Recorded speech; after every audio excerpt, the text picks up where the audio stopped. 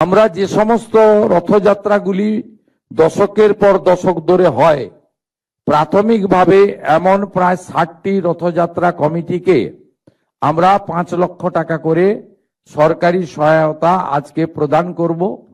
এটি আমাদের অংশগ্রহণ।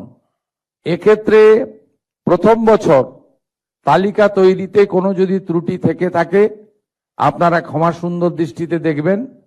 আগামী দিনে তথ্য আপনারা যদি তথ্য সংস্কৃতি দপ্তরের আধিকারিক তথা জেলা শাসকদেরকে জানান, আগামী দিনে আমরা ত্রুটিপূর্ণ তালিকা তৈরি করার চেষ্টা করব।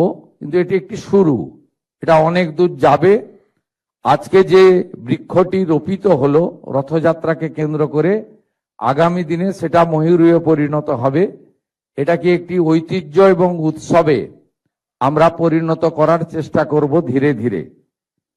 আপনাদের আমি যে সমস্ত ঐতিহ্যবাহী রথযাত্রা কমিটি আজকে সরকারের এই সামান্য যোগদানে কিছুটা উপকৃত হলেন, তাদেরকে আমি বলবো যে পুরনো ঐতিহ্যবাহী রথগুলো রক্ষণাবেক্ষণ সংস্কারের প্রয়োজন রয়েছে।